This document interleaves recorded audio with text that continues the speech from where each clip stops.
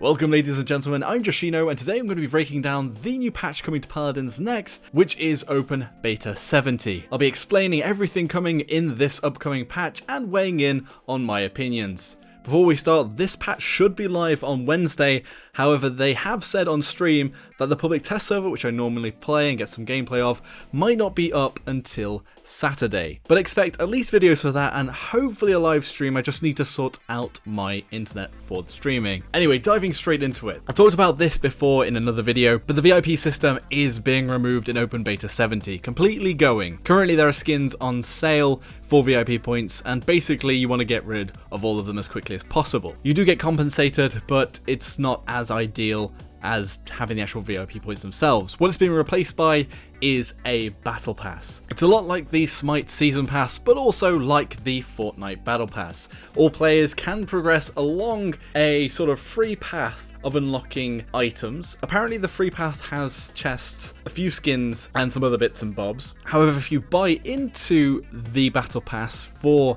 that current season, then you'll get more items in there, more epic items. I'm going to cover the items in a second, and you'll also be boosted during that period for getting XP for this battle pass. They have talked that every day you should be able to get a level or two pretty easily, and that this battle pass will have a 90-day period. They haven't shown off how it looks in game, although I'm sure we'll see that when we check it out fully on Saturday. Anyway, this time around, this battle pass is themed around sort of a mecha sci-fi theme. The price of the battle pass is 500 crystals to purchase this whole pass. You'll also get 100 crystals back by playing through the battle pass when you hit certain levels. Anyway, there's going to be several skins at each of the levels. They haven't given them all, but these are some of the ones they've showed off today. The legendary skin in this set is a mount, and this is a cyborg, and it's been pointed out by a lot of community members that this is a very similar mount to one in Smite, but it looks relatively cool.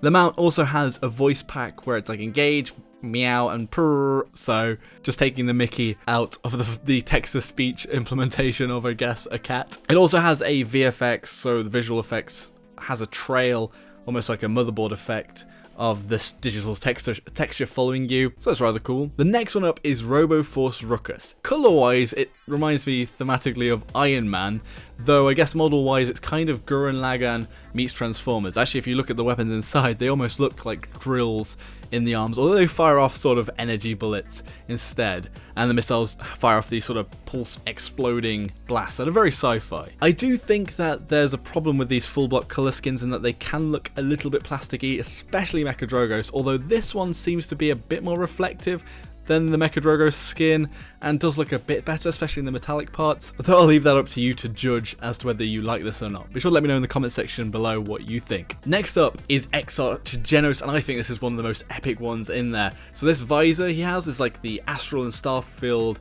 effect that he has inside of his cloak, and it does look pretty damn epic just to have that block on there. And it continues with his orb and weapon with the orb as this sort of massive galactic orb, and it really reminds me of something that would fit into Warframe aesthetically. And either way, this is a damn epic skin. Animations wise, there's an orb which almost becomes like a ringed planet during Stellar Wind, a black hole type thing with the Void Grip, and the heal is a green burst, and the ultimate just is kind of like a cosmic blast and looks pretty cool too.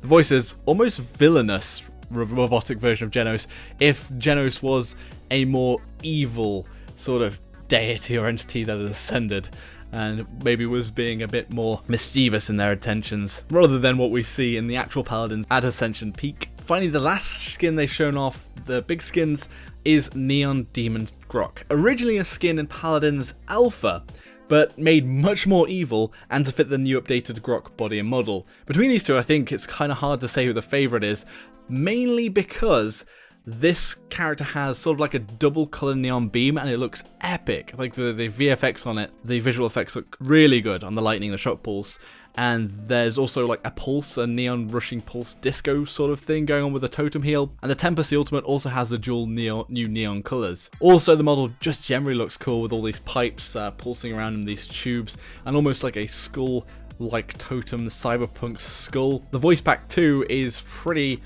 he sounds mad, he sounds crazy, and I like it a lot. They also showed off very briefly an animated spray in the battle pass which just says gear. They were saying it meant gear up, but Don't know whether I can catch on to that one as well, but it does look pretty cool actually. And they haven't shown it off, but they said there's more with an animated avatar and animated loading frame. So this will be the first avatar in the game, which is going to be in like the bottom left when you start loading in. Anyway, that's pretty much it for the Battle Pass. There's also a new type of cosmetic which will appear after you kill an enemy, a bit like the Shattermore on Androxus where they turn into crystals when they die. It's an account-wide level thing if you equip it, but basically now when you kill an enemy in game, it'll drop a gravestone, and it's kind of a BM right there, just says RIP as you kill somebody. So you won't even need to emote over their bodies. If you haven't heard of it before, there's a mobile game that's themed around Paladins, and this is Paladins Strike, and two of these skins, and something that has been asked about for quite a while because people were jealous of the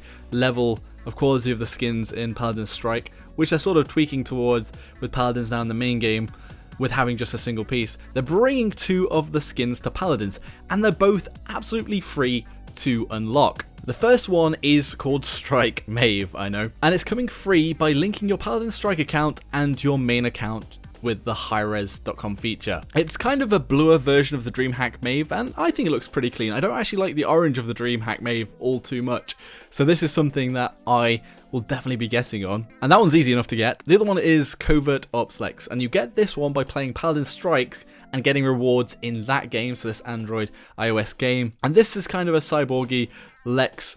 And something that they said is that both of these models are built from scratch and not taking any of the assets from the actual Paladin Strike, so just something worth making clear. There's also changes coming to the Founders Pack. So the Founders Pack at the moment gives you skins and unlocks you all of the champions and a few other things too. However, that's going out the window, and it's relatively cheap too, and instead they're splitting it into two passes. There's going to be a champion pass, which does unlock all of the champions straight away, but is more expensive at $30. And they're also introducing a season pass, which will give all battle passes for the year and 1,500 crystals. They have said this weekend there is a Founders Pack sale going to be going on, so if you do want to pick up the Founders Pack, maybe wait for that sale this weekend or just before the patch goes live to pick that up so that you don't get caught out. Also, finally, Androxus Huntsman is here. This is the community champion skin people asked for, and it comes with a blunderbuss pistol, werewolf kind of a cursed arm, Van Helsing type vampire hunting hat, and coat. He sounds almost stereotypical of vampire hunters with that thick accent, and also has some werewolf snarls in his voice pack. He fires sort of an ethereal midnight blue energy and similar dark nether step energy and ultimate. And you can unlock this one via direct purchase too. One thing worth mentioning is I just hope that hi-rez maybe get a better backdrop for showing off these models, as it's a bit washed out, I think, the one that they currently use as blank.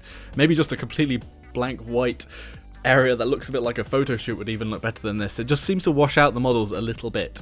Finally, Viktor has been completely visually reworked, and not entirely sure how to describe this one. Well, I guess he's shinier now.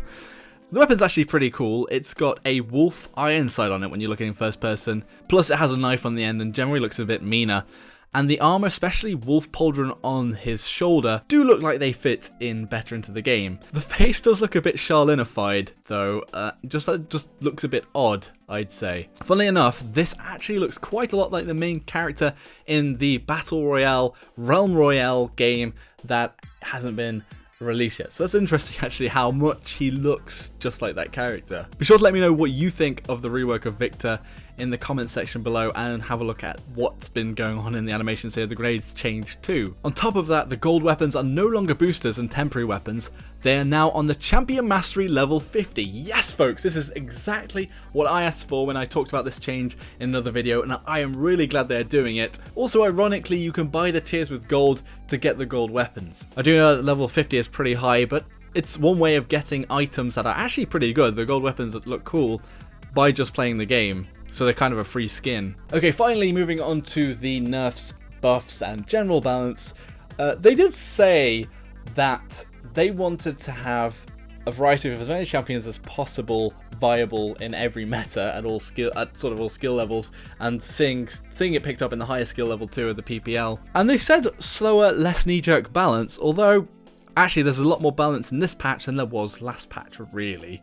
Anyway, I'm going to go over the buffs first. So Drogoz has had his projectile speed increased slightly, so it should be easier to hit rockets at range, and I think he did actually need that buff, and especially at high level hasn't been picked up so much or has been as viable. Khan has got actually kind of a trifecta of buffs here. His main attack damage has increased from 180 to 200, Bulwark, the shield, now activates instantly, and also Commander's Grab will reduce the lockout time after throwing, so you don't have that awkward moment after you pick somebody up. These are all quite big buffs for the Khan. For the Khan, I'm not sure what I'm saying, the Khan there, the Khan. But basically you'll make him feel less awkward to play, but also a lot of these things generally will buff him up, and we'll just have to see how he fits into the meta. But I think he was relatively strong and he had potential, but it was a bit awkward, and I think this has actually cut all that out. So finally, onto all the nerfs. Genos is getting a nerf to Luminary. This is the legendary card which gives 15% extra damage. Now it's not going to give it to Genos himself, just teammates that have the Astro mark on them. I'm not exactly sure about this one. In all honesty, maybe they just needed to tweak the other one slightly to have more of a bonus. It's not like Genos has a ridiculous damage output anyway. Just let me know what you think in the comments section below. Pip has also had nerfs to Gift Giver and Medicinal Excellence 2 cards, so the AoE of the potion can't be so ridiculous, and also when you hit allies and get a heal back, you used to be able to get 150%, you can't get that now. It's not going to go over the 100%, I don't think. Either way, I think Pip is a lot more viable now, and he has been viable for a long time actually, just as sort of more of like a damaging support, and we'll just have to see how this plays out too. Ruckus is getting a bit more of a slight nerf, so Emitter is getting its slow removed. Strix has had the flare nerf, which I think a lot of people have been asking for, and I myself think it's extremely annoying to deal with the new Strix flare where it reveals the entire team to the whole enemy team, and especially on onslaught maps and deathmatch maps, it makes it so frustrating to play against a Strix, and it kind of completely cuts out playing Sky or invisible characters because you're just going to get revealed basically. So the one card that was one of the biggest culprits was Overburn, and this is going to have its effect reduced from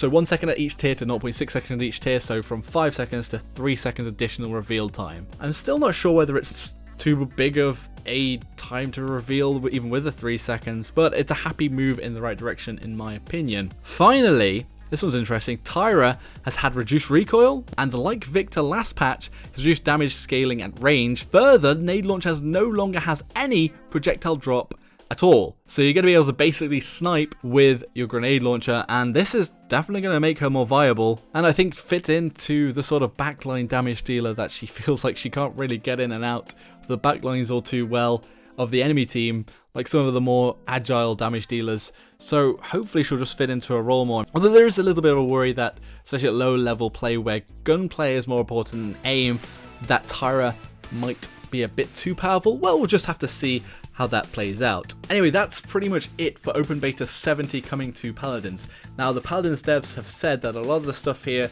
is polish and gearing up to release the game, although this is still an open beta, an OB, so we're not quite there yet, but maybe in a few patches. I know a few people have been having a spicy speculation on whether this one would be the full release for Paladins. Again, let me know all of your thoughts on the Battle Pass and its contents, the Viktor rework, and the nerfs and buffs coming this patch. Anyway, if you enjoyed the video, hit the like button, subscribe for more of my content, and smash that notification bell icon if you want to keep up with every one of my videos and become part of the notification squad. Until next time, everybody, Joshino.